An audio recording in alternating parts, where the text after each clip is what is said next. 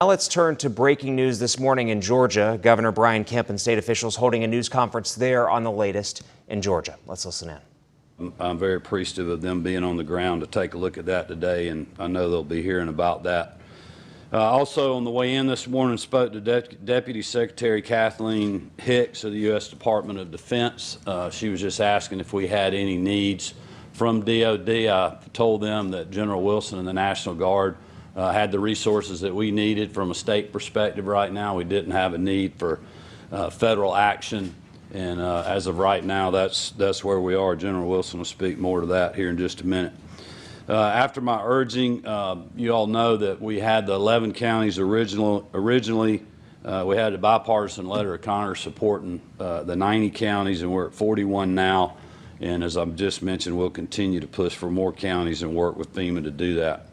We did get some good news yesterday. Director Stallings told me that the administration has agreed to cover 100% of cleanup costs for the first 3 months, which is what we were requesting for them for the category A and B. That is something they agreed to and have announced. For an update, unfortunately, we have up to 33 fatalities in the state of Georgia right now, and close to 200 impacted in total by the storm. Our thoughts and prayers continue to go out to the families of those that have just experienced this heartbreak and this tragedy, to the communities that's affected. And I would just ask all Georgians continue to keep these citizens and their communities in their thoughts and prayers. I want to thank the members of the General Assembly, and specifically the Speaker and the Lieutenant Governor, for quickly agreeing to support us in suspending the gas tax in Georgia. That goes into effect today. It'll take a little while for that to get baked into the pricing, but eventually we'll save Georgians up to 32 cents a gallon for regular gasoline and 36 cents a gallon for diesel fuel.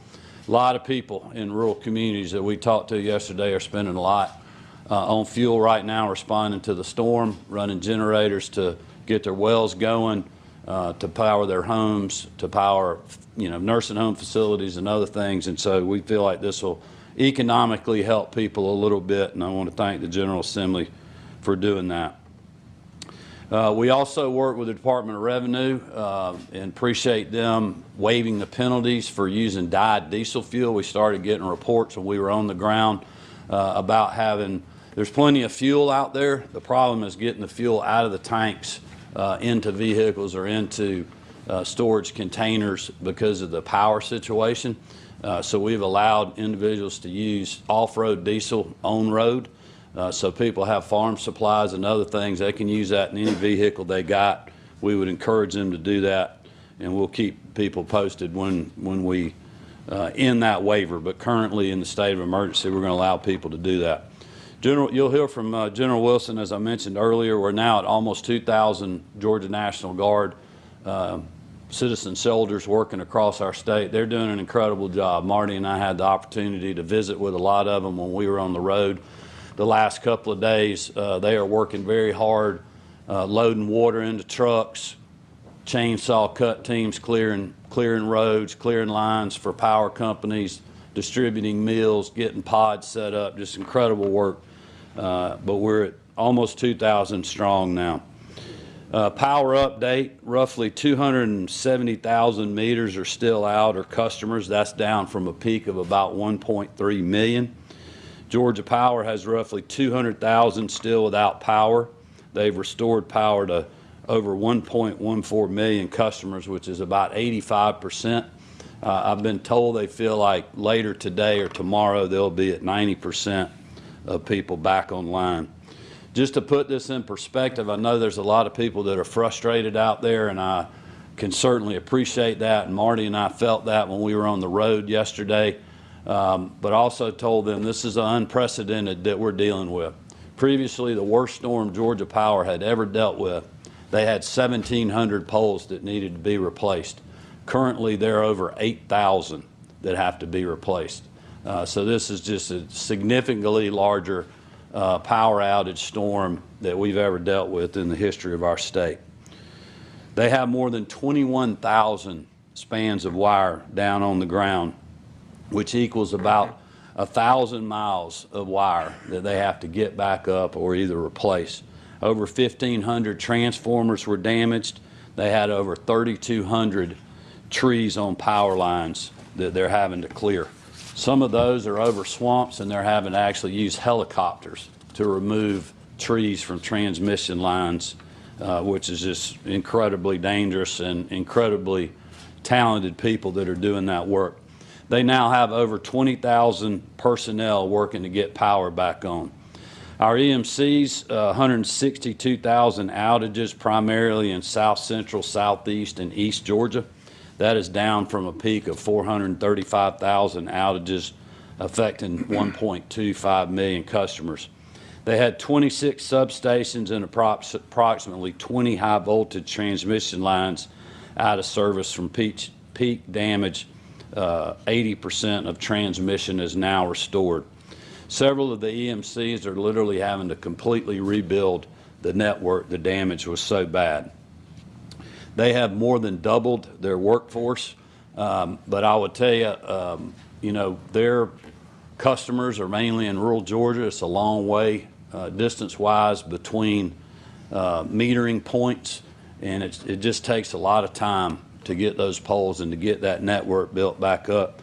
But we're appreciative of everything that they're doing, and I know they're working as hard as they can. One note of power, if people are using generators out there, unfortunately we lost 3 lives in Chatham County to carbon monoxide poisoning from a generator.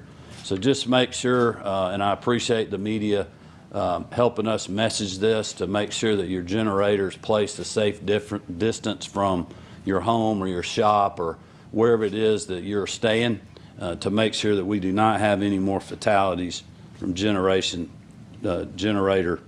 episodes and carbon or CO2 deaths.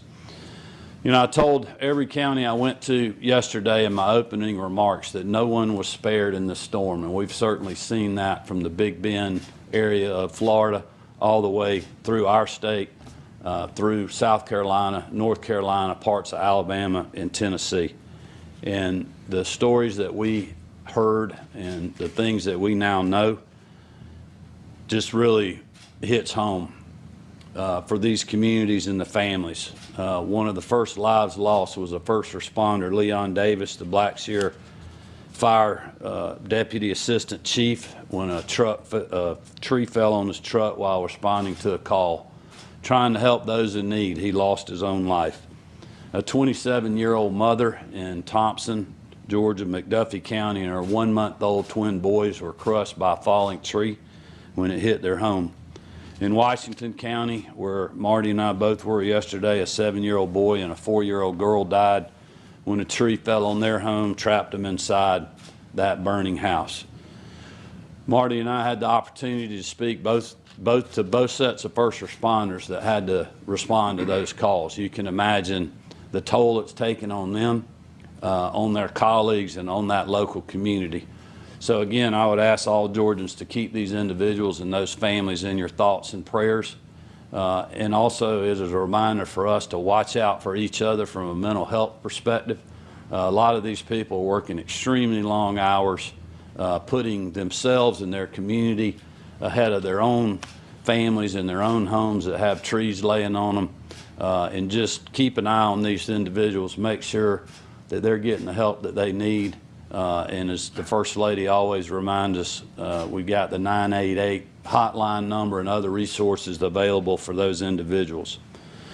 There was also some incredible stories of search and rescue.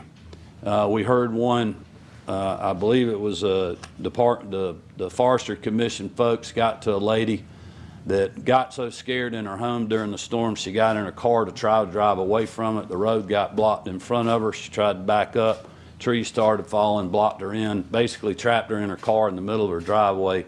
Trees completely surrounding the vehicle. She couldn't get out of the vehicle. Thankfully, none of them hit the car.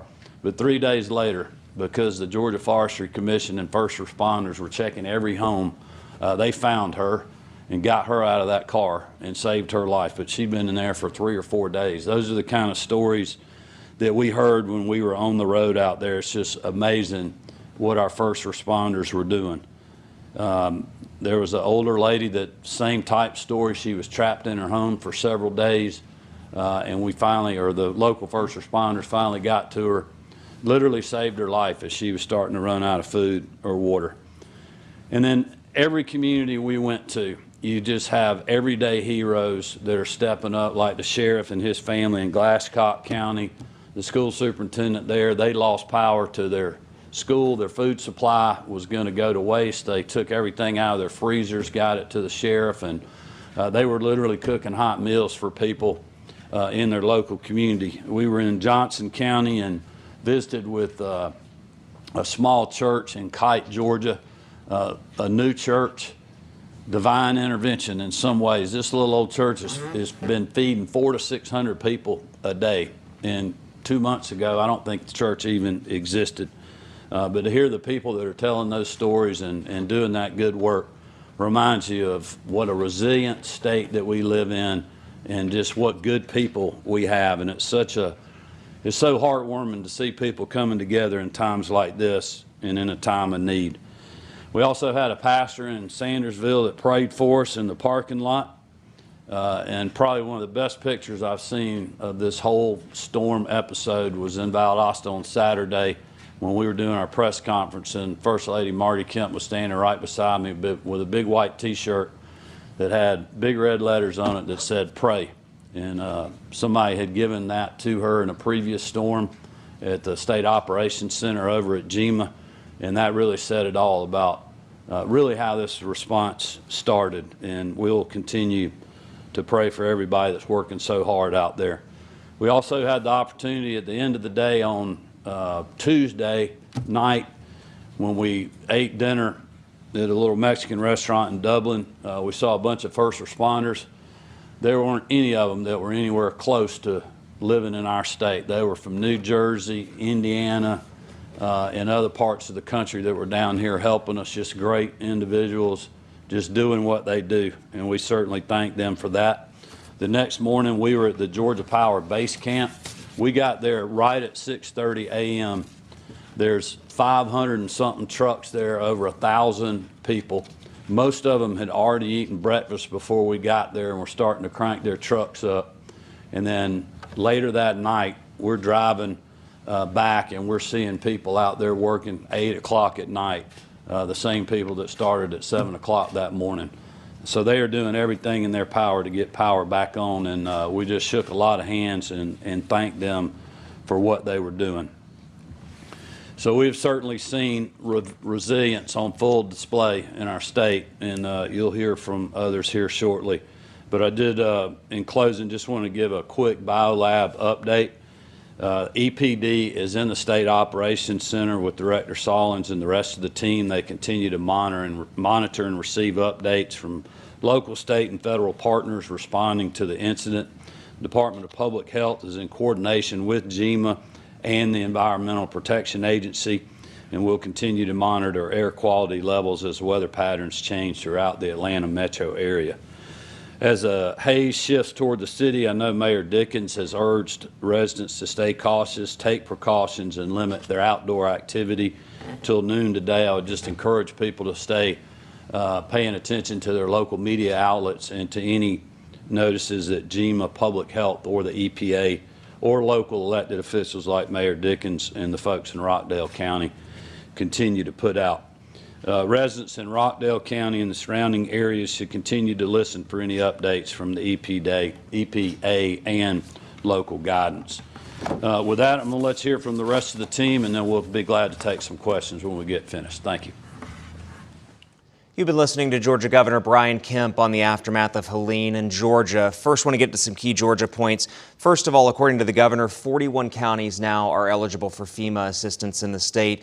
He also suspended the gas tax in Georgia. That'll save up to 32 cents for regular gasoline.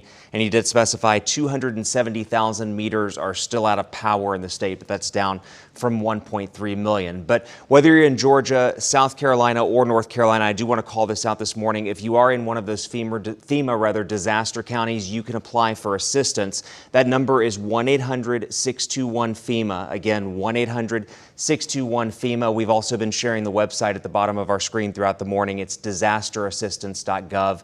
Again, disasterassistance.gov, and you can start the application process there. But if you'd like to help people affected by Helene, a reminder for you this morning, you could scan the QR code that's right there on your screen. That'll take you to a donation to the American Red Cross. You can also find information about helping storm victims. We have that on our website, WYFF4.com, and our mobile app as well.